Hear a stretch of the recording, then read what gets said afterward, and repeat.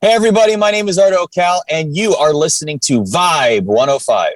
Vibe Talks. Vibe Talks. More than just music. Hey everybody, this is Giancarlo, Aulino, and Aaron Zaretsky reporting for Vibe 105 with a Sports VIBEtalks segment where we're going to be talking all things hockey today. To help us out, we're happy to be joined by our guest. He's a Canadian who's now made it on down there in ESPN, where he's on the NHL and ESPN panel. He's Arda Ocal. Arda, how you doing? Giancarlo, Aaron, I'm very happy to be here. Very happy to be back on the airwaves in Toronto, where I was born and raised. I'm doing great. How are you guys? Oh, doing great. Doing good. This is a special time, especially for Canadians, that we see a Canadian like yourself now on the NHL on ESPN, and the ESPN's back in the hockey game. The business there, it's back on ESPN. What was it like when you found out that the NHL would be back on ESPN and that you'd be a part of it?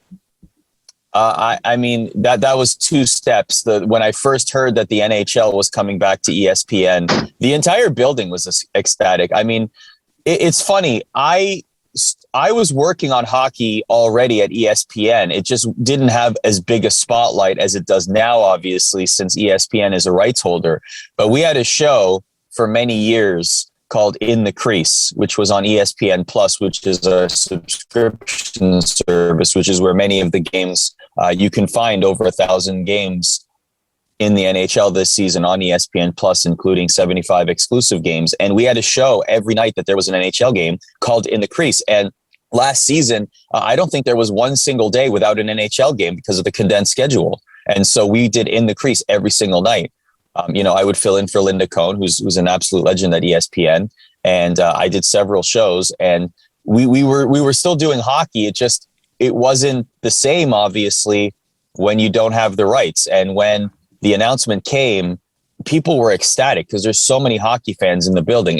The rights left in 2004, and it took a while to come back. But hockey never really left Bristol campus. You know what I mean? Like there's a ton of hockey fans, and through those conversations in the hallways and fantasy hockey leagues and, people wearing jerseys on campus, like the NHL or hockey never really left ESPN. It just wasn't as prominent. And now people can wear their fandom more proudly, it feels like, at least around campus. But we're completely ecstatic. And me personally, as someone who grew up loving hockey as his primary sport, I'm ecstatic because I love hockey. I grew up loving hockey. I played hockey. I grew up a Leafs fan. And then I worked in hockey all of my life. I did the OHL with the Brampton Battalion, doing Rogers TV for a bunch of years. And then the Toronto Marlies in the AHL.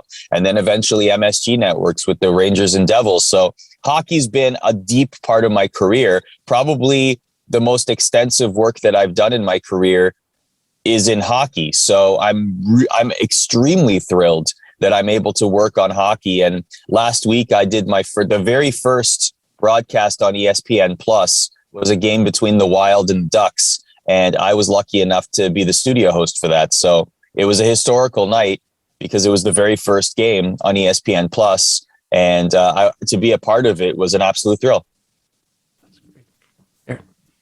Has the appetite for hockey increased in the U.S. now that the NHL's back on ESPN?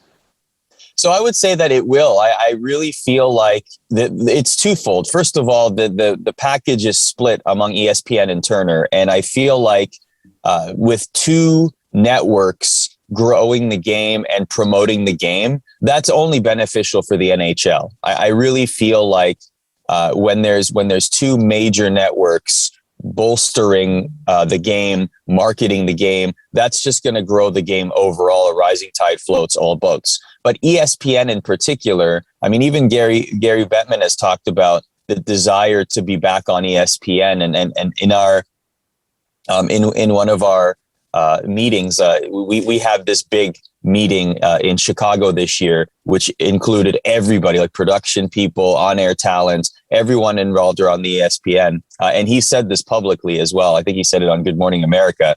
He joked to us and said, when the NHL left ESPN, we kind of noticed that we weren't covered as much on SportsCenter anymore. Now, I can't speak to that, obviously, but Gary said that. And then Now, we're debuting a segment that I just did on SportsCenter called Stick Taps, for example, where we're talking about what's good around the league. So I feel like through being a rights holder again, you're going to see a lot more content. You're going to see a lot more exposure and a lot more promotion of the game naturally, because at the end of the day, we want people to watch the games and go to ESPN Plus and wherever they might be. So I think that the game will grow in the United States as a result, simply because there's a lot more promotion happening. And it's a very exciting time to be an NHL fan as well. Well, that's very exciting. And, having a 30-second team in the NHL can only add to the excitement and especially, grow the game in Seattle talking about the Seattle Kraken. So recently, Seattle, they got their first win. They played their first regular season game in Seattle. What are your early impressions of the Seattle Kraken? So I think that the roster on paper is definitely. I think that Vegas really, like when you say they won their expansion draft, I mean, they really won their expansion draft. And I think that it's very difficult for people not to compare Seattle to Vegas, only because Vegas literally came to the league a few years ago. And so the memory of them making it to the Stanley Cup final in their first year is still very fresh. But with this expansion draft with the Kraken, the general managers wisened up a little bit. They said, we don't want to get taken for a ride again, like we did in the Vegas expansion draft. So we're going to make a couple of moves. We're going to do some things such that it's going to be a little bit more difficult for Seattle to create a super team right off the hop. Now, I do agree that it's very beneficial for the league to have a competitive team. And honestly, looking at this team, the way that they've played, sure, they lost their home opener. Sure, they've been in some dicey situations early on in the season, but I do think that this is a team that could very well compete for the playoffs. I do like the goaltending tandem of Philip Grubauer and Chris Driedger. I think Chris Driedger is one of the best backups in the league. I love the defense core. I think Mark Giordano is a fantastic leader. I think that they have some really good pieces on offense as well, including Jordan Eberle, Jared McCann. I think that this is a team that absolutely will battle for a playoff spot. And their home game, Steve Levy said this on the broadcast, the first Kraken home opener was actually an ESPN Plus exclusive game, and he and Ray Ferraro were calling it. And he made the great point that home opener, it wasn't really a hockey game. That wasn't the focus of the game. It was an event. Like, this was the opening game for the Seattle Kraken, and this was the second ever event happening at Climate Pledge Arena. Coldplay played in the arena the night before. People were tuning in large part because they were just curious. What's the arena like? What do things look like? How does it sound? How are the fans? What's the goal song going to be? It's Lithium by Nirvana, by the way. Like, just all these things. And like, even the arena has its own story, right? It has a zero carbon emission footprint. The ice uses recycled rainwater that is filtrated. Like there's so many cool stories. Even how it was made, they had to keep the roof intact because it was a heritage protected monument in Seattle, so they had to dig underneath to create the arena. Like, there's so many cool things about the arena itself that that tells a story. So now the next Seattle home game, which I believe is Tuesday against Montreal, if I'm not mistaken, that one will now be a hockey game, as Leave said. But it was a spectacle on Saturday. But going back to your question, I do think that this will be a competitive team. I don't think many people are projecting them to go to the Stanley Cup final per se, but the playoffs are definitely within reach. With Arda Ocal here, NHL on ESPN analyst on Vibe 105. And Arda, like, just talking about some teams there that are primed to make a run. The Edmonton Oilers, they got Connor McDavid, so that helps things along. They added Zach Hyman to the mix. What have been your early impressions of this young Oilers roster? I like the way Warren Fogel's playing too. He's every time he touches a puck, it seems to be a highlight reel. Definitely as he scores as well. There's a lot to be excited about there. I think that Zach Hyman last season with the Leafs, it felt like every goal he scored was a highlight. Like he was just very flashy with the puck, and now he gets to go from playing with Austin Matthews to playing with Connor McDavid, and I feel like the change of scenery will suit him very well. I think that there's already great examples of Connor McDavid and Zach Hyman clicking, particularly on the power play. So I feel like Edmonton, let me put it this way. It's a shame that we don't see Connor McDavid deeper in the playoffs. Just because he's the best player in the league and nobody's debating that. He is consistently the MVP of the league, whether he wins the Hart Trophy or not. He's consistently the best player on the ice. He's consistently the player that people point to. If you were to say you need to watch one player in the NHL, most people would say you should watch Connor McDavid if you've never watched hockey before, because he does things on the ice that we think are logical, but still seem improbable. He's such a unique player that he's appointment viewing. You know, there's very few people that you would put that tag to. Maybe a Kirill Kaprizov is another one. Austin Matthews perhaps as well. Matt Barzal is a very exciting player to watch. So the better the Edmonton Oilers do, the better Connor McDavid does. I think the better off the league is. And by the way, they also have Leon Draisaitl, who we haven't even mentioned once, who's also one of the best players in the league. So it's like, man, what a team. And yeah, I like how you mentioned their appointment viewing. And I think McDavid and Draisaitl, to an extent, have proven that the Oilers could be that. They're an exciting team to watch, and especially with things clicking there with Hyman. A lot of people, though, with generational talents, there's always that comparison to Wayne Gretzky. Like Crosby went through it, Lindros went through it, Ovechkin's going through it with his goal scoring, and now McDavid. The numbers, though, that McDavid puts up right now are just out of this world. They're out of the ordinary. Could he put up like maybe a stat, maybe an assist or point total that will come close to what Gretzky did in his prime?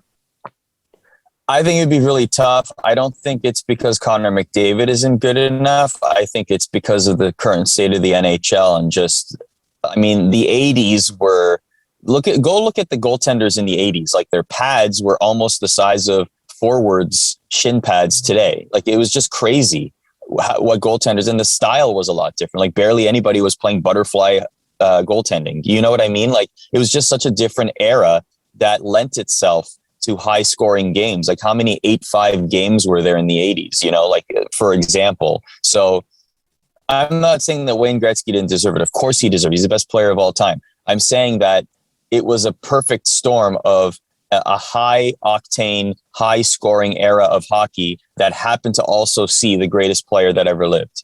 You know what I mean? So like that contributed to 212 points in a season or 93 goals or whatever it was in a season for Wayne Gretzky. Do I think that will ever be passed? It would take a particular set of circumstances that does not exist in the NHL today for that to happen. And that's why it's so remarkable that we're even talking about Alexander Ovechkin being able to break Wayne Gretzky's career goal scoring record, because Alexander Ovechkin came in an era where it's a different era still. And he played through multiple eras of hockey, so to speak, in the NHL. And for him to put up the numbers that he has and being within striking distance of Wayne Gretzky's record, and he already surpassed Marcel Dion, and he's in hot pursuit of Brett Hull. I think he's only like 4 or 5 goals away now as we record this. So it's wonderful. And like even during the media days leading up to this, the preseason, Ovechkin and Sidney Crosby sat beside each other during a media interview, and Sidney Crosby even said, look, like I want him to break the record because it would be good for hockey.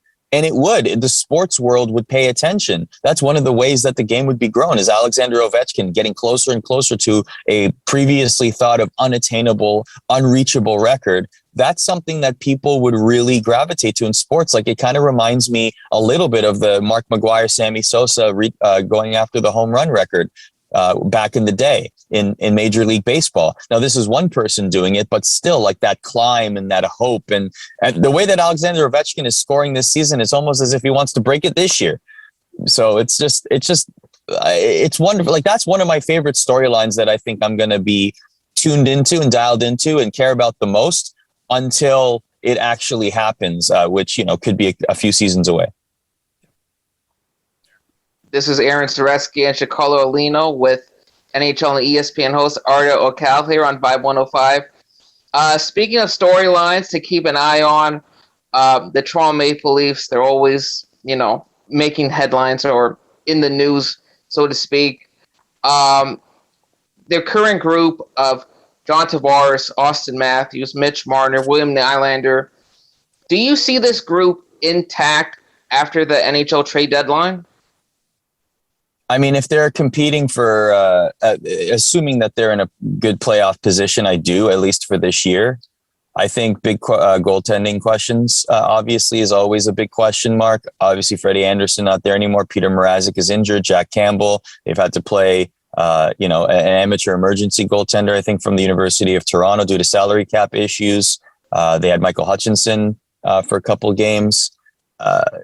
Here's the thing. I think that people will look at the one stat that I've seen on Twitter pretty prevalent a lot is the Jason Spezza, who's on a league minimum, has more goals. Is it more goals or more points? One of the two. Than John Tavares, Austin Matthews, and Mitch Marner combined.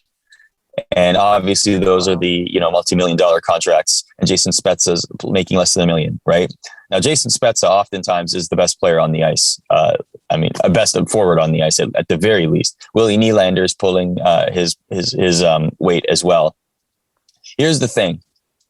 I'm a lifelong Leaf fan. I know what it's like to suffer.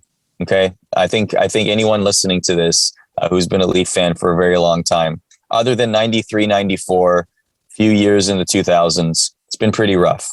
And, the arrival of Austin Matthews obviously signaled a new era, and we haven't gotten the fruits of that new era yet. Multiple years out in the first round, haven't won a series since 2004. We all know the stats, okay? We all know 1967, yada, yada, yada. The thing is, for me, I find it very difficult to get my hopes up about the Toronto Maple Leafs, no matter what happens, until the second round of the playoffs is achieved. I would encourage other Leaf fans to follow suit. I am not getting my hopes up. I'm not, and I'm talking as a fan here, not as the objective. Everyone is a fan of somewhere. Your fandom is somewhere. Even if you work in the industry and you say you're no longer a fan, they're lying. Everyone is a fan of someone. You know what I mean? So, for sure. if I'm putting the fan hat on, I'm saying as a Leafs fan, putting the hat on, I'm not getting excited until the second round of the playoffs. I want that mountain to be climbed before any overt optimism comes from me. Now, that doesn't mean that I'm not going to watch games. That doesn't mean that, I'm going to disparage the team. No, I also don't have as much doom and gloom as some people might have as well. It's early in the season, so obviously this is the time that's ripe for overreaction. Just look at the Blackhawks coach, Jeremy Colleton, got booed before game one of their home opener. Listen, oh, wow. Like we don't know what is happening behind closed doors. And I think that Toronto definitely is a city that takes their hockey very seriously, as they should. And that breeds itself to, the minutia of the team. And they're always going to be under a microscope, and Toronto will always be a tough market to play in, especially when the team is losing, or especially when you as an athlete are underperforming. So I'm tempering my expectations, but I'm not all doom and gloom as it pertains to the outlook for the Toronto Maple Leafs. Yeah, for sure. And, in a good portion of Leaf Nation, right, as you mentioned, right, it's a tough market to play in. So Mitch Marner has been getting a lot of criticism based on, what happened last season in the playoffs, and, whether that's deserving of him just to get most of the blame is, still up in the air, right? It's always subject to debate. But he's continuing his struggles going into this season. Do you see him continue to struggle? Is something there for Marner, or do you see him being able to eventually get back to what he's capable of doing? Yeah, points and wins cure all, right? I mean, you might see some tweaks here and there, maybe some line changes, maybe some tactics and different things worked on in practice. But at the end of the day, all this conversation will minimize once point production or play the play that you are expecting from him resumes. So if that doesn't happen in say 10 games, then we're certainly going to have a big problem. I mean, we're already having these conversations because it's carrying over from the playoffs, and his point totals were not the best in that series against Montreal. So certainly that conversation is going to be there. Certainly it will be there because of how much money he is making, and so that's the way that it is, that especially with the Leafs, but also in sports. So I don't expect that conversation to die down until we see a big change in production from Mitch Marner or any player. I mean, Austin Matthews as well. But how many points do Marner and Matthews have combined? I think it's 1 point right now so far this season as we record this. So, for the salaries they command and the positions that they are on the team, that's not enough for the Leafs to push forward, and it certainly wouldn't be enough in the postseason, and they know that. We're not saying anything that they don't already know, right? Like to me, it's we give our opinions at the end of the day. We see what happens on the ice, and if they change around and suddenly Austin Matthews has a hat trick, Mitch Marner has a hat trick in a game, and then they have let's say 7 points in 3 games, then people's tunes change because they're producing better. So it's wait and see, obviously, with the Leafs and those players in particular. But there's some positives there too. Like I mentioned, Jason Spezza, Michael Bunting is doing great. He's fantastic. Jack Campbell's an easy guy to root for. He's one of the nicest people in the league. The Leafs have had a history of great goaltenders and nice goaltenders like that you just want to root for. Like James Reimer is another example, right? When he was with the Leafs, and now with the Sharks. But there are some good pieces there that I think that we're quick to discard simply because of history and how unfortunate it has been in terms of results for the Leafs. But starting with the names that I just mentioned, there are some reasons to get excited for this Leafs roster and the Leafs this year as well. With Arda Ocal here on Vibe 105, a couple final questions here. Arda, everybody now in the States are going to be watching ESPN. They're going to be getting hooked on hockey. There's going to be a moment, whether it's a player like Connor McDavid that just captures their imagination. What was it for you when you were a kid that drew you towards hockey and made you a lifelong hockey fan or even a lifelong Leaf fan? Yeah, my dad was a Leaf fan. He came to Canada. He's an immigrant, came from Turkey. One of the ways that he wanted to, get along and assimilate in Canada was watch hockey. So he became a Leafs fan. So going to Maple Leaf Gardens for the first time was probably the way that I got hooked. Being a hockey fan, watching games on TV, but also playing. Played all my life. Never was good enough to make it anywhere, but love the game, enjoy the game. And so it's always been a part of my life. And then working in it too. Like, I've done so many minor hockey games where I wasn't even paid to do the gigs. I just loved being there and just getting reps and learning. So hockey's always been a part of my life. Hockey will always be a part of my life. And so, to do the NHL on ESPN and to be part of the broadcasts is a thrill. It's one of the highlights of my career, if not the highlight of my career. Up until this point, just the idea that, last Friday and this Friday, just as an example, I'll be able to host a hockey game. So this Friday I have the Wings and Panthers, and then 12 hours later I'll be hosting Sports Center. So like that to me is like the greatest day that I could ever have as in my job. It's just like, with the pin, I've reached the mountaintop. It feels like, in terms of what I would love to do, to host Sports Center and also to host an NHL hockey game is just an absolute thrill. And it just feels very fulfilling, and I'm humbled by it. And it's just the greatest feeling, honestly. I work with a lot of great people in front of the camera and off camera, and ESPN is a wonderful place to be. And the NHL's back, man. I'm just super excited about it. The game's going to grow. We're all excited about it. And I'm just absolutely thrilled that I play a part in it. That's great. Aaron, any final questions for Arda? Yes. Yeah. So in the NHL, right, there's currently been a trend maybe over the last 5-10 years or so of teams who make a deep run in Stanley Cup the previous year, going to next year, they get off to a slow start. Could that explain Montreal Canadiens' slow start so far this season? I think that there's some pieces there too. Like they lost Corey Perry, obviously, who went to the Lightning. Carey Price is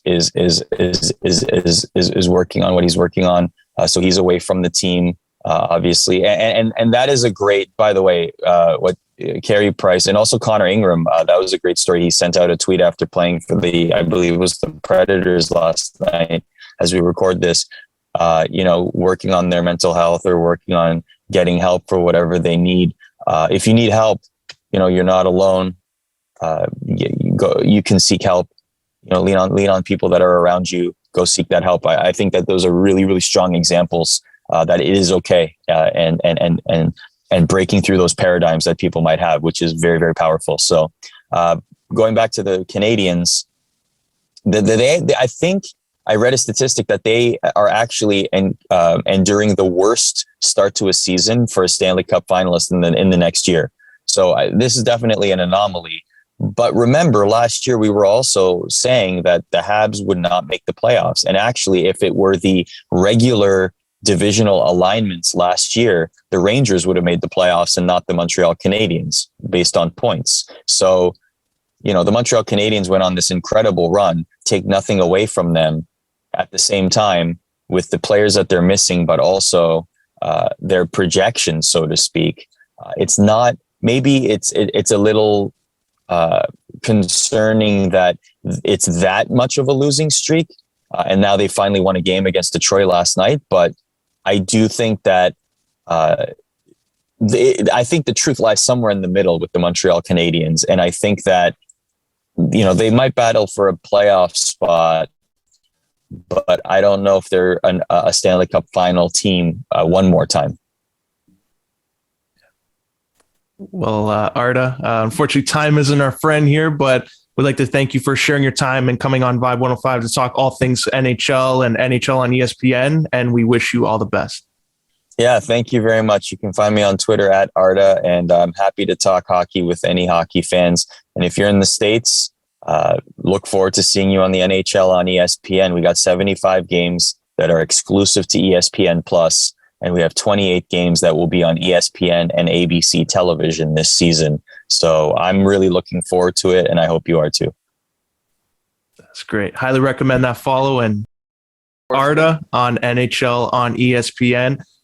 This has been another Sports Vibe Talk segment. I'm Giancarlo Aulino. That's Aaron Zaretsky. Stick around because we've got plenty more programming right here on Vibe 105. And now back to your Vibe 105.